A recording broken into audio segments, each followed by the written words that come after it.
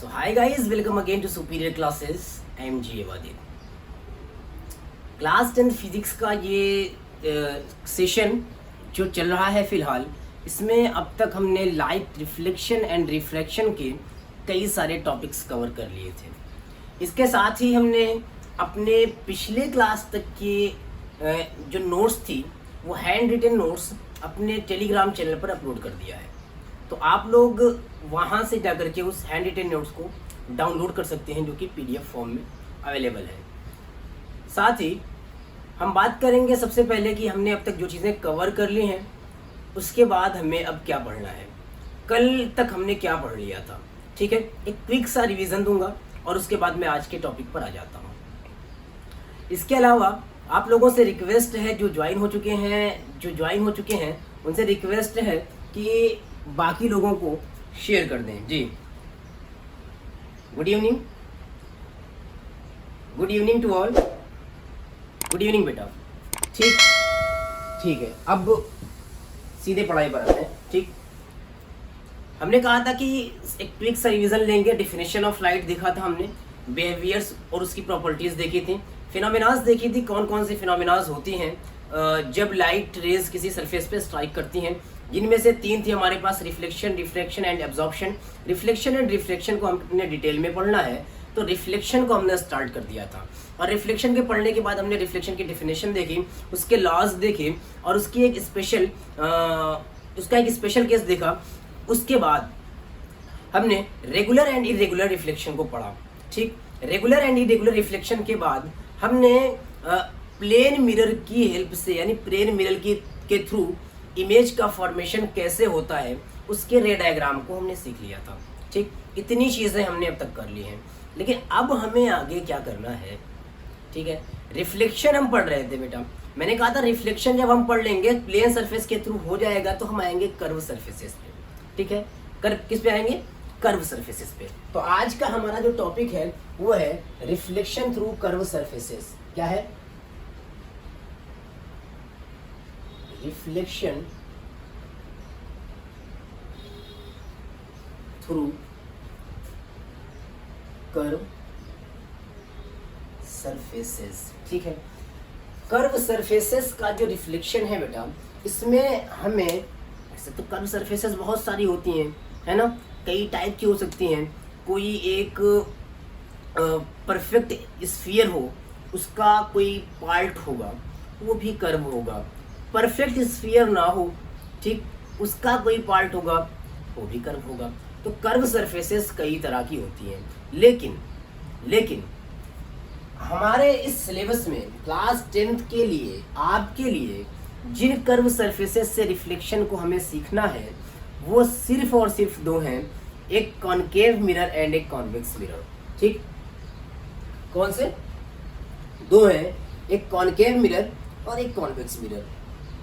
Sir plane mirror पढ़े थे, concave and convex mirror क्या होता है? सर कंफ्यूजन रहता है कब कॉनकेव है कब कॉन्वेक्स है। कोई प्रॉब्लम नहीं है, अब तक जो भी रहा होगा। अब ध्यान से सुनिए। ठीक, आई एम श्योर कि इसके बाद आप कहेंगे कि अब कंफ्यूजन नहीं है। स्टार्ट करते हैं। तो मैंने कहा कि जब कर्व सरफेसेस की बात आएगी तो हमें सिर्फ कॉनकेव एंड कॉन्वेक्स मिरर पे बात करनी होगी। उसके साथ ही हम कई सारे ऐसे टर्मिनोलॉजीज को देखेंगे, कई सारे ऐसे टर्म्स को देखेंगे जो हमारे लिए आगे काफ़ी काम आने वाले हैं और अभी ही नहीं, क्लास 12th में भी आपको काम आएंगे। तो इन्हें काफ़ी ध्यान से देखिएगा। मैं कह रहा हूँ कि हमारे पास मिरर्स होंगे। मिरर्स कैसे बनते हैं एकदम इस तरह से स्टार्ट करके देखते हैं। तो अगर हमारे पास कोई एक हॉलो स्फीयर है, ठीक, हाँ ठीक ठाक बन गया। हमारे पास एक हॉलो स्फीयर है, किसका? ग्लास का बना हुआ, ग्लास मटेरियल का कोई हॉलो स्फीयर हो। अब इस हॉलो स्फीयर में अगर मैं इसको कट करूं, मैंने 2 पार्ट कट किए क्योंकि हमें 2 तरह के मिरर्स पता हैं और हमें उन्हें 2 तरह के मिरर्स पढ़ने हैं। एक पार्ट ये मेरा कट करके निकाल लिया मैंने, एक पार्ट ये मेरा कट करके निकाल लिया। अब जब हमारे पास एक प्लेन शीट थी, है ना, जब हमें इसको मिरर बनाना था तो इसको मिरर बनाने के लिए हमें क्या करना था बेटा कि हमने इसको पॉलिश किया था। और इसको पॉलिश कहाँ किया था? किसी एक सरफेस पे हमने पॉलिश कर दिया था। जिससे कि लाइट रेज जो आए, ठीक है, वो दूसरी तरफ ना जाने पाए बल्कि रिफ्लेक्ट हो जाए, बाउंस बैक हो जाए। सेम चीज हमको यहाँ पर भी करनी है। क्या हमें इसको पॉलिश कर देना है कि जिससे लाइट रेज जो इस पे आकर के स्ट्राइक करें, most of the light rays reflect हो जाए, बाउंस बैक हो जाए। इसके लिए हमने कहा कि मैं इस वाले पार्ट को क्या करता हूँ बेटा, कि इसके इनर साइड को इस तरह से पॉलिश कर देता हूँ। क्लियर? इसके इनर साइड को मैंने पॉलिश कर दिया। और यहाँ पर क्या किया, क्योंकि मुझे दोनों टाइप के मिरर्स सीखने हैं, तो मैंने कहा कि इसके आउटर साइड को पॉलिश कर दें। इसके आउटर साइड को हमने पॉलिश कर दिया। ठीक, यहाँ पर हमारे दो तरह के मिरर्स तैयार हुए। दो तरह के कैसे? दो तरह का मतलब ऐसे कि जो पॉलिश्ड सरफेस है उसका अपोजिट सरफेस, ठीक है, उसका अपोजिट सरफेस, यानी कि ये बाहर का सरफेस ये करेगा क्या कि जितनी लाइट रेज आ रही हैं सबको रिफ्लेक्ट करने की कोशिश करेगा, यहाँ पर क्या है, पॉलिश सरफेस बाहर का है, तो ये जो अंदर धंसा हुआ सरफेस है, ठीक है, अंदर धंसा हुआ सरफेस है, ये क्या करेगा, ये रिफ्लेक्ट करने की कोशिश करेगा। हमारा नाम जो रखा गया है मिरर्स का, वो इन्हीं बेसिस पे रखा गया है। जो उभरा हुआ सरफेस है, वेक्स पार्ट है, जब ये लाइट रेज को रिफ्लेक्ट करता है, ध्यान दीजिएगा, ये उभरा हुआ पार्ट जब लाइट रेज को रिफ्लेक्ट करता है तो इस मिरर को हम नाम देते हैं बेटा कॉन्वेक्स मिरर। ठीक, कौन सा मिरर? Convex mirror. नेचर बाद में आ जाएगा कि कैसा है, कन्वर्जिंग है, डाइवर्जिंग है, वो सब बाद में आएंगी चीजें, लेकिन क्या नाम दिया हमने इसको? Convex mirror. यही ठीक इसका उल्टा हो रहा है। क्या हो रहा है कि यहाँ पर जो धसा हुआ पार्ट है, जो अंदर दबा हुआ पार्ट है, जो केव सा पार्ट है, उस पार्ट से रिफ्लेक्शन हो रहा है। इधर पॉलिश होती है, वहां से रिफ्लेक्शन नहीं होता बेटा, उसके अपोजिट साइड से रिफ्लेक्शन होता है।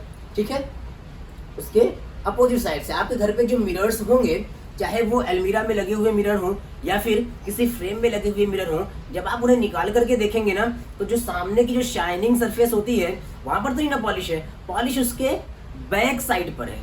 जब आप निकाल कर देखेंगे तो आपको दिखेगा। तो यहाँ पर क्या है कि यहाँ पर केव साइड से रिफ्लेक्शन हो रहा है, तो इसलिए हम इसको क्या कहते हैं? Concave mirror. ठीक है, हमारे पास क्या चीजें हैं? एक कॉन्वेक्स मिरर है, एक कॉनकेव मिरर है। टू टाइप्स के मिरर्स आपको पता हो गए। अब मैंने कहा था मुझे कुछ टर्मिनोलॉजीज चाहिए, मैं कहूँगा ये एक स्फीयर है तो इसका कोई सेंटर होगा, ठीक है। अब मैं वन बाय वन यहाँ पर लिखता जाऊंगा उन टर्मिनोलॉजीज को और उनको डिफाइन करता जाऊंगा। ठीक है, डेफिनेशन नहीं लिखूंगा। क्यों? क्योंकि मैं नोट्स दूंगा आपको हैंड रिटन, उसमें आपके डेफिनेशन मिलेंगे और यहाँ पर मैं सिर्फ समझाने पर फोकस करूंगा आपको। ठीक है, उन टर्मिनोलॉजीज को मैं यहाँ पर लिखूंगा और समझाऊंगा। डेफिनेशन उनकी आपको समझ में आ जाएगी। आप समझदार हैं इतना मैं जानता हूँ, आप खुद भी लिख लेंगे। लेकिन एक हैंड रिटन नोट्स मैं आपको टेलीग्राम पे अवेलेबल करवा रहा हूँ, वहां से आप उसको डाउनलोड कर सकते हैं। ठीक है, अच्छा, अब हमारा जो ये कट पार्ट है, चाहे ये कट पार्ट हुआ चाहे ये कट पार्ट हुआ, जो डार्कर पोर्शन है ना मेरे हैंड का, इसको मैं कहूँगा पॉलिश पोर्शन, और जो लाइटर वन है इसको मैं कहूँगा रिफ्लेक्टिंग सरफेस। ठीक बेटा, तो मैं सबसे पहले यहाँ पर जो ये आउटर है बेटा, ठीक है, इसको मैं बोल दे रहा हूँ कौन सा? Reflecting surface. ठीक है, कौन सा? Reflecting surface. ओके, और जो यहाँ पर जो ये पोर्शन है, मैं अंदर ही लिख दे रहा हूँ, ये क्या है? Polished surface. ठीक इसी तरह से यहाँ पर जो रिफ्लेक्टिंग सरफेस है वो अंदर की तरफ है। ठीक, रिफ्लेक्टिंग सरफेस, इसको हटा देना है। और यहाँ पर ये जो बाहर का पोर्शन है कैसा है बेटा? पॉलिश्ड। ठीक, इतनी चीजें हो गई।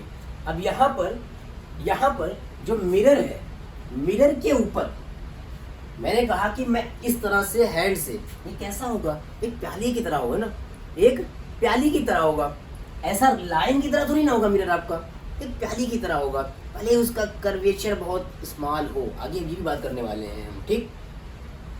मैंने कहा मैं इस तरह से डिनोट करूंगा, ठीक है, इस तरह से डिनोट करूंगा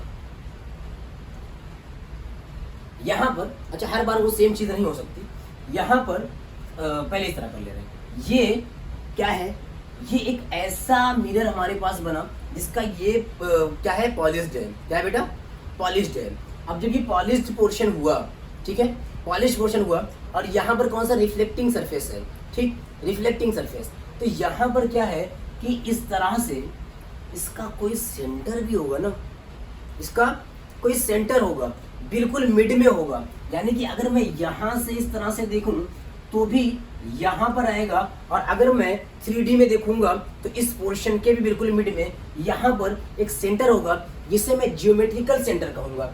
सेम चीज यहाँ पर भी होगी, सेम चीज यहाँ पर भी होगी। तो ये क्या हुआ बेटा, ये हुआ geometrical centre of the mirror. क्या, geometrical centre of the mirror. इसको हम कहते हैं पोल या पोल ऑफ द मिरर। क्या कहते हैं, पोल या पोल ऑफ द मिरर। तो ये हमारा क्या हुआ, ये पॉइंट क्या हुआ बेटा, ये हुआ पोल या pole of the mirror. Same यहां पर भी ये क्या है, पोल, ठीक है। हाँ, अब एक लाइन है हमारे पास, एक लाइन है हमारे पास जो इन तीनों को मिला सकती है, ठीक। अगर इसका ज्योमेट्रिकल सेंटर, इसका ज्योमेट्रिकल सेंटर, इसको मिलाएंगे। खैर, उससे पहले मैं आता हूं कि जिस हॉलो स्फीयर का ये मिरर एक पार्ट है, ये मिरर भी सेम हॉलो स्फीयर का पार्ट है, ये मिरर भी सेम हॉलो स्फीयर का पार्ट है। तो जिस हॉलो स्फीयर का पार्ट है, कोई सेंटर तो होगा ना उसका, कोई सेंटर तो होगा ना उसका। उसके सेंटर को मैं सी से डिनोट करूं, उसके सेंटर को मैं सी से डिनोट करूं। ऐसी सिचुएशन में जो हॉलो स्फीयर है, हॉलो स्फीयर का सेंटर इन मिरर्स के, इसका कोई भी पार्ट में कट करके पॉलिश कर दूं सबका, ठीक है।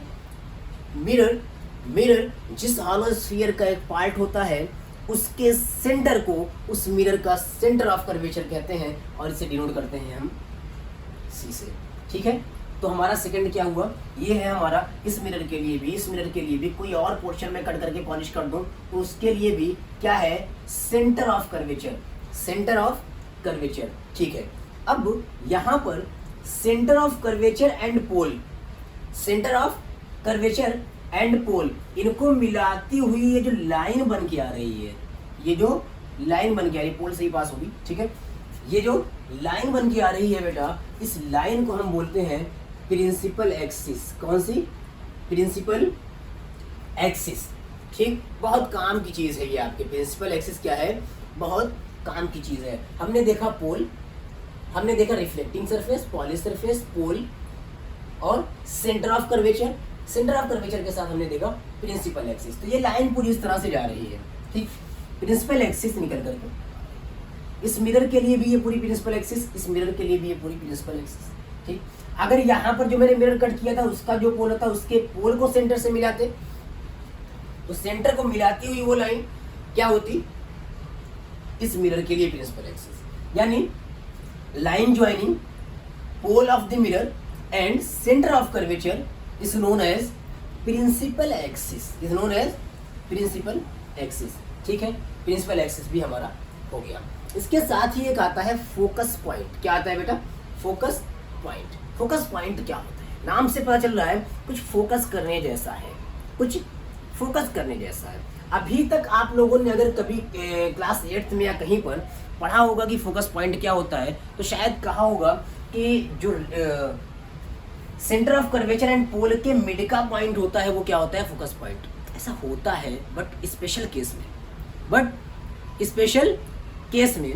लेकिन मैं क्या कह रहा हूँ, मैं कह रहा हूँ कि इसकी डेफिनेशन आप ये बिल्कुल मत याद रखिए, क्योंकि नाम ये ऐसा हो रहा है, सिचुएशन है, बट हमेशा तो नहीं हो रहा है ना सर।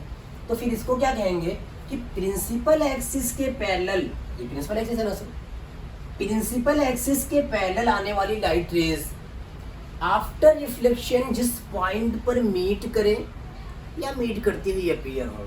अगर यहाँ पर लाइन आ रही है प्रिंसिपल एक्सिस के पैरेलल, ठीक, तो ये आकर के फोकस पॉइंट पे मीट करेंगे आफ्टर रिफ्लेक्शन, ठीक। वो क्यों होता है अभी हम उसको भी समझेंगे। हाँ, और अगर यहाँ कॉन्वेक्स मिरर पे आ रही है तो बेटा ये आकर के मीट नहीं करेगी फोकस पॉइंट पे, बल्कि फोकस पॉइंट पे मीट करती अपीयर होगी। जैसे कल हमने प्लेन मिरर के अंदर इमेज फॉर्मेशन में देखा था कि रिफ्लेक्टेड लाइट रेज मीट नहीं की थी, वर्चुअली मीट की थी या मीट करती हुई अपीयर हुई थी, ठीक है। तो प्रिंसिपल एक्सिस के पैरेलल इंसिडेंट होने वाली लाइट रेज आफ्टर रिफ्लेक्शन जिस कॉमन पॉइंट से पास होती हैं, जिस कॉमन पॉइंट से पास होती हैं उसे हम फोकस पॉइंट कहते हैं। और हमारे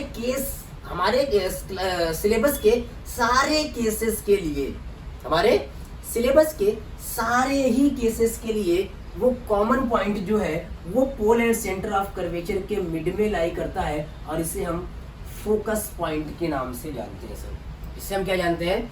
फोकस पॉइंट के नाम से, ठीक है। तो यहाँ पर हमने जिन पॉइंट्स की बात करनी थी वो कर ली, अब कुछ डिस्टेंसेस की बात करनी है, कुछ डिस्टेंसेस की बात करनी है। तो यहाँ पर जो डिस्टेंस पोल और सेंटर ऑफ कर्वेचर के बीच की है, यहाँ से मैं इस तरह से बनाता हूँ, जो distance pole and centre of curvature के बीच की है, इस डिस्टेंस को हम नाम देते हैं रेडियस ऑफ कर्वेचर। क्या बोलते हैं? Radius of curvature. इसी तरह से पोल एंड फोकस पॉइंट के बीच की जो डिस्टेंस है ना सर, इसे हम नाम देते हैं फोकल लेंथ।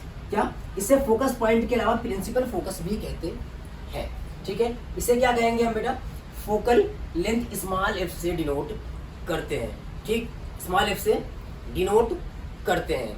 इसके अलावा एक चीज होता है अपर्चर, ये नाम सुना होगा, आई एम श्योर आपने सुना होगा। मोबाइल के कैमरा लेंसेज के स्पेसिफिकेशन को बताने के लिए इसको यूज किया जाता है, ठीक है। तो यहाँ पर बात आती है इसकी अपर्चर की, तो मिरर में भी अपर्चर और लेंसेज में भी।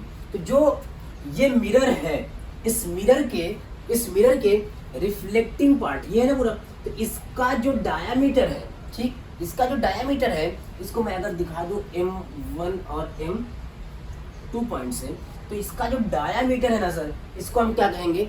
अपर्चर ऑफ द मिरर, ठीक है, अपर्चर ऑफ द मिरर, ठीक। और कुछ रह गया?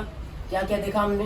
रिफ्लेक्टिंग सरफेस देखी हमने, पॉली सरफेस देखी, पोल हो गया, principal axis, centre of curvature, focus point, focal length, radius of curvature, aperture हुआ, और क्या रह जा रहा है? बस एक चीज और, फोकल प्लेन। क्या? फोकल प्लेन या फोकस प्लेन। तो क्या होता है फोकल प्लेन या फोकस प्लेन? जैसे अभी तक हम लोगों ने फोकस पॉइंट देखा, ठीक, फोकस पॉइंट देखा और प्रिंसिपल एक्सिस देखी, तो यहाँ पर फोकस पॉइंट और प्रिंसिपल एक्सिस में एक प्लेन बन रहा है, यानी कि एक ऐसा प्लेन जो फोकस पॉइंट पर हो। मान लीजिए कहाँ गया मेरा वो, चले, ये एक प्लेन है, ये प्लेन कहाँ पर लाई कर रहा हो? फोकस पॉइंट पर। कहाँ पर? फोकस पॉइंट पर। और जब ये फोकस पॉइंट पर लाई कर रहा है, ऐसी सिचुएशन में एक और शर्त है कि प्रिंसिपल एक्सिस के परपेंडिकुलर हो, यानी कि ऐसे ना हो जाए, ऐसे नहीं चलेगा काम। ये प्रिंसिपल एक्सिस के परपेंडिकुलर और फोकस पॉइंट पर लाई करने वाला जो प्लेन होगा, उसे हम नाम देते हैं बेटा क्या? Focal plane.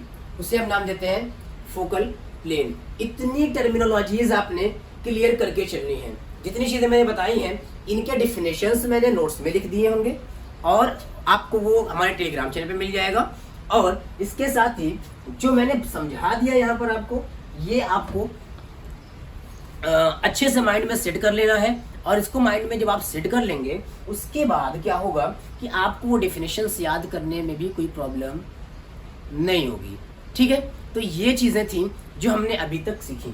अब मैं बात क्या कर रहा हूँ? मैं बात कर रहा हूँ कि अब हमें यहाँ से रिफ्लेक्शन सीखना है सर। अभी तो हमने सिर्फ मिरर सीखा है ना? अभी हमने सिर्फ मिरर सीखा है कि हमारे मिरर्स कैसे होते हैं, कॉन्वेक्स कैसे होते हैं, कॉनकेव कैसे होते हैं, उनके नाम क्यों ऐसे पड़े हैं, उनको उनके पार्ट्स हमने सारे सीख लिए। अब हमें क्या सीखना है सर? अब हमें सीखना है कि इन पे रिफ्लेक्शन कैसे होगा। क्या यहाँ पर भी लॉज ऑफ रिफ्लेक्शन फॉलो होंगे? हाँ, हमेशा फॉलो होंगे। यानी कि इन्हें मैं इरेज कर दे रहा हूँ, ठीक। इन्हें आप अपने नोट्स में बनाइएगा, ऐसा ही बनाइएगा कि सारी चीज एक जगह पर आपको मिल जाए, ठीक। अब रिफ्लेक्शन मैंने कहा था सर कल कि कभी भी रिफ्लेक्शन ऑफ लाइट हो, किसी सिचुएशन में हो, कैसी भी सरफेस पे हो, हर एक कंडीशन में वो लॉज ऑफ रिफ्लेक्शन को फॉलो करेंगे। लॉज ऑफ रिफ्लेक्शन का पहला लॉ क्या है? The incident ray, the reflected ray and a normal at the point of incidence are lie in the same plane. Second law क्या है? Angle of incidence will be equal to angle of reflection, या angle of reflection will be always equal to angle of incidence, ठीक। तो क्या वो यहाँ पर follow होंगे लॉज? बिल्कुल फॉलो होंगे। तो मैंने अभी जो मिरर्स बनाए थे उनमें से पहले मैं कॉनकेव मिरर को यहाँ पर लेता हूँ और फिर बाद में कॉन्वेक्स मिरर को लेता हूँ, ठीक। तो अगर मैंने ये एक मिरर लिया, एक और डिफिनेशन में चाह रहा हूँ बता दूं, पैरेक्सियल रेस की, ठीक, पैरेक्सियल रेस की। जैसे कि हमारा प्रिंसिपल एक्सिस था, ठीक, सेंटर ऑफ कर्वेचर से भी और पोल से भी पास हो रहा हो तो इसे हम प्रिंसिपल एक्सिस बोलते हैं। अब ये प्रिंसिपल एक्सिस है, ये हमारा मिरर है जिसका आउटर सरफेस यानी कि वेक्स सरफेस पे हमने पॉलिश किया हुआ है। केव सरफेस से रिफ्लेक्शन होगा, मतलब ये कॉनकेव मिरर है, और कॉनकेव मिरर के अंदर इसके मिड में होगा फोकस पॉइंट, ठीक है, या प्रिंसिपल फोकस। ऐसे में मैंने कहा कि पैरेक्सियल रेस के बारे में, गर्मी बहुत है, ऐसे में मैंने कहा कि पैरेक्सियल रेस के बारे में बात करनी है, मुझे उसकी डिफिनेशन भी जाननी है। तो पैरेक्सियल रेस क्या होती है कि इस प्रिंसिपल एक्सिस के बहुत पास से जाने वाली जो लाइट रेज है, मतलब ये कि पैरेलल ही हो, बहुत पास से, बहुत करीब से पास होने वाली लाइट रेज, उन्हें हम क्या कहते हैं? Paraxial light rays, paraxial light rays. अब जितना भी रे ऑप्टिक्स, जितना भी लाइट रिफ्लेक्शन सब आपको लेंस मिरर के अंदर पढ़ना है, सारे में आपको जो केसेस दिए जाएंगे वो पैरेक्सियल रेस के ही दिए जाएंगे, ठीक। यानी कि मिरर बहुत थिन होगा, लेंस बहुत थिन होगा, यानी कि बहुत बड़े किसी स्फीयर का पार्ट होगा, तो उसका जो उस पे जो आने वाली लाइट रेज है बहुत स्मॉल सा हो, ठीक, बहुत स्मॉल सा पार्ट हो लेंस का, और बहुत बड़े किसी स्फीयर का पार्ट हो ये, तो ऐसे में जो इसके ऊपर लाइट रेज आ रही है सारी पैरेक्सियल ही हुई ना सर, सारी पैरेक्सियल ही हुई। ये हमने जो बना रखा है इस पे अगर सच में देखा जाए तो इसकी लाइट रेज पैरेक्सियल नहीं हो सकती, क्योंकि ये मैंने कर्व भी ज़्यादा बना रखा है और बड़ा है ये काफ़ी ज़्यादा, ठीक। ऐसी सिचुएशन में हमने ये मान करके चलना है कि जितने हम बना रहे हैं, यहाँ पर ड्रॉ कर रहे हैं रे डायग्राम्स, सब में पैरेक्सियल रेज ही कंसीडर की जाएंगी। ऐसा क्यों सर? ऐसा इसलिए क्योंकि मैं अगर बहुत पास से बनाऊंगा, ठीक, पैरेक्सियल रेज को बहुत पास से ड्रॉ करूंगा, तो ऐसी सिचुएशन में हम क्लियर रे डायग्राम ड्रॉ नहीं कर पाएंगे। क्लियर है इतनी बात? तो अब यहाँ पर पैरेक्सियल रेज भी आपको मैंने बता दी। अब हमने कहा था लॉज ऑफ रिफ्लेक्शन फॉलो होंगे, लॉज ऑफ रिफ्लेक्शन फॉलो होंगे। तो यहाँ पर मैं कह रहा हूँ कि किसी भी सर्कल हो या कोई भी स्फीयर हो, उसका जो सेंटर है बेटा, ठीक, उसका सेंटर उसके आउटलाइन से, उसकी वॉल से, ठीक, उसके पेरीमीटर से जहाँ पर भी मीट करेगी उस पॉइंट पर ये नॉर्मल होगी, उस पॉइंट पर ये नॉर्मल होगी। यहाँ पर मैं इस सेंटर को ले जाकर के यहाँ मीट कर दूँ तो ये भी 90 डिग्री का एंगल, इस सेंटर को मैं ले जाकर के यहाँ पर मीट कर दूँ, ये भी 90 डिग्री का। यानी कि सेंटर से पास होने वाली लाइन क्या है, मिरर के ऊपर क्या होगी, नॉर्मल होगी, परपेंडिकुलर होगी, ठीक। ये बात हमें समझ में आ गई सर, ठीक है। तो अब अगर ये ऐसा है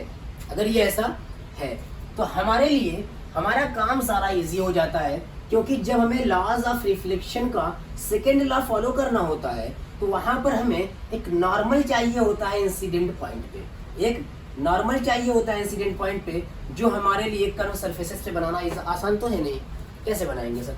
तो हम वहाँ पे क्या करेंगे, सेंटर ऑफ कर्वेचर से पास होती हुई लाइन ड्रा करेंगे और हमारा नॉर्मल हमें मिल जाएगा। ठीक, हमें हर बार नॉर्मल ड्रॉ ना करना पड़े, इसके लिए भी हम कुछ केसेस देखेंगे। क्या देखेंगे?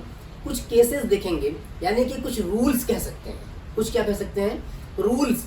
वो रूल्स क्या हैं, उन रूल्स को मैं स्टार्ट करने जा रहा हूँ। ठीक, पहले मैं कॉनकेव मिरर के केसेस बता देता हूँ, रूल्स बता देता हूँ, फिर कॉन्वेक्स मिरर के बताऊंगा।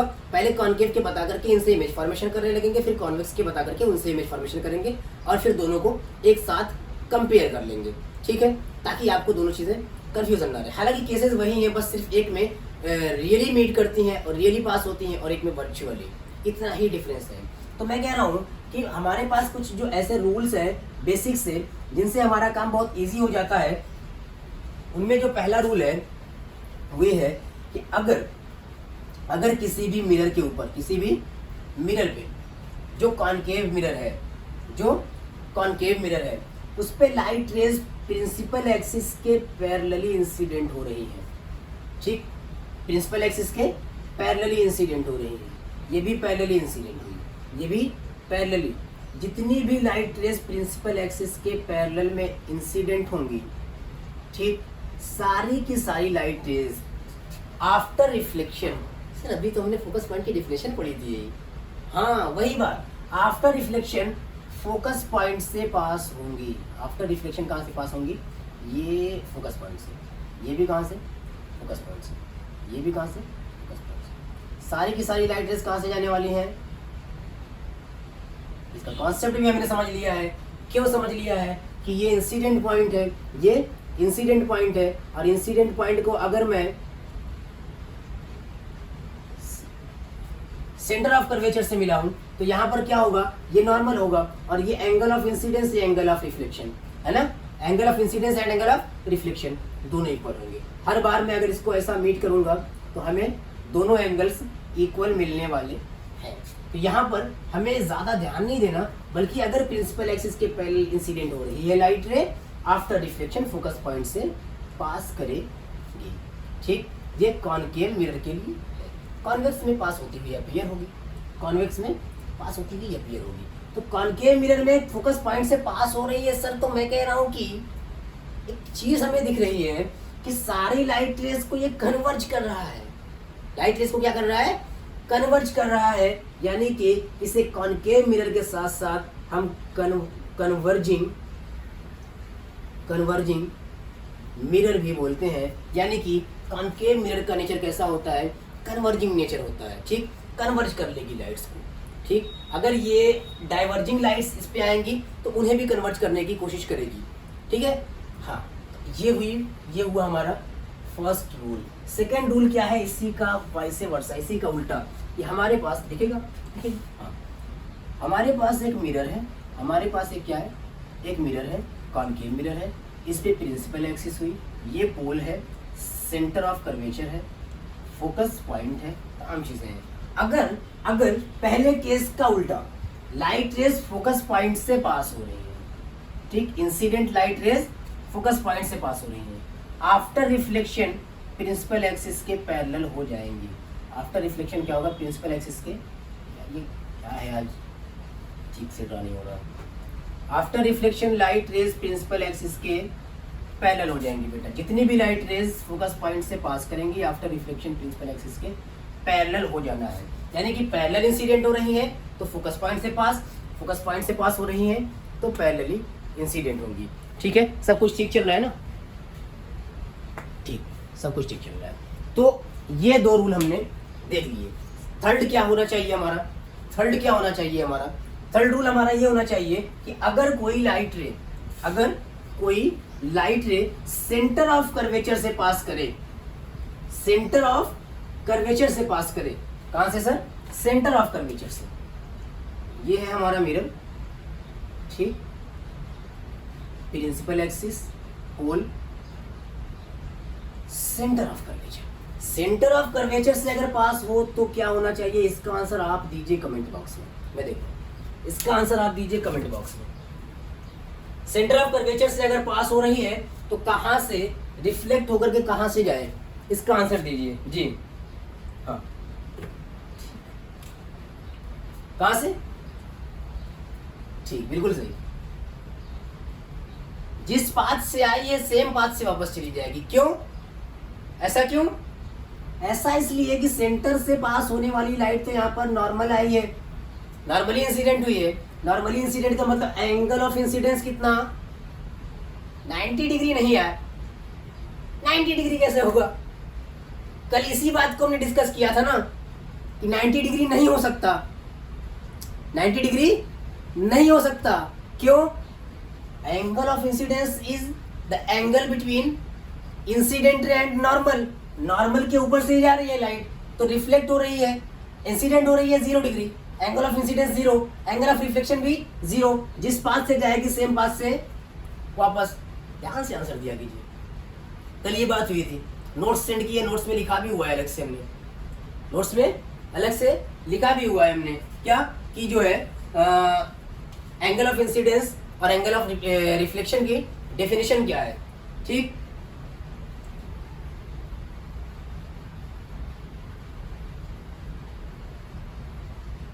ठीक, कहां से पास होगी? सेंटर ऑफ कर्वेचर से इंसिडेंट होने वाली लाइट रे after reflection centre of curvature से ही पास होगी, यानी सेम पाथ से वापस लौट जाएगी। बिल्कुल सही बात है। तो ये कौन सा था हमारा? ये था हमारा थर्ड रूल, ये था हमारा थर्ड रूल। फोर्थ क्या होना चाहिए सर? फोर्थ क्या होना चाहिए? फोर्थ क्या होना चाहिए? इसमें तो 2 नहीं बनेगा ना, इसमें तो 2 नहीं बनेगा।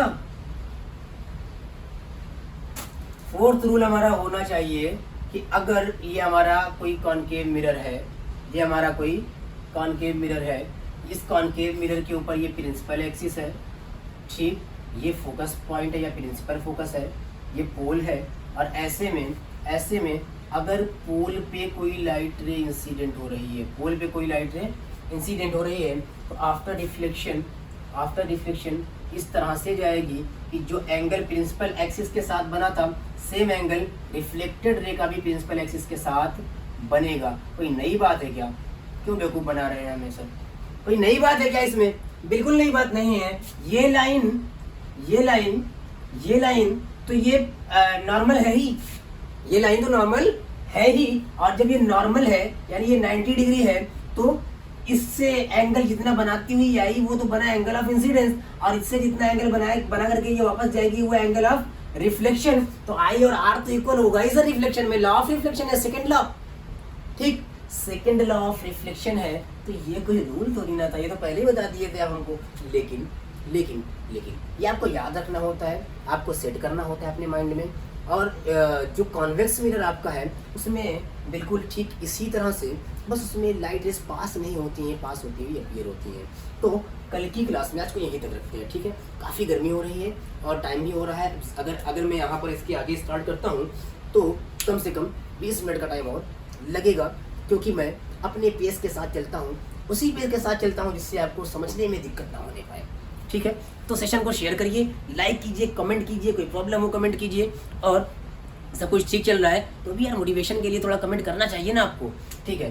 तो ये सारी चीज़ें थी, ये 4 रूल्स थे, ठीक। कर्व सरफेस से रिफ्लेक्शन आ गया आपको, बस इतना ही था, ठीक है। अब हम करेंगे क्या? अब हम करेंगे कल की क्लास में, नेक्स्ट क्लास में, कि पहले कॉनकेव मिरर की हेल्प से सारे केसेस जितने केसेस पॉसिबल हैं इमेज फॉर्मेशन के लिए सबके रे डायग्राम बनाएंगे, कॉनकेव मिरर के यूजेस देखेंगे, फिर कॉन्वेक्स मिरर लेंगे और उसके रूल्स पढ़ेंगे, उससे सारे केसेस के डायग्राम बनाएंगे और उसके यूजेस देखेंगे, और फिर दोनों को कंपेयर करके मिरर को हम कंप्लीट करेंगे, और वहाँ से हमारे पास एक फार्मूला मिलेगा, इसे मिरर फार्मूला कहेंगे। बस इतना ही मिरर में हमारा था। उसके बाद हम रिफ्रैक्शन पे आ जाएंगे। तो आज के लिए बस इतना ही दोस्तों, मिलेंगे कल की क्लास में 7 PM पर, सेम इसी टाइम पर 7 PM पर मिलेंगे। तो तब तक के लिए best of luck and take care.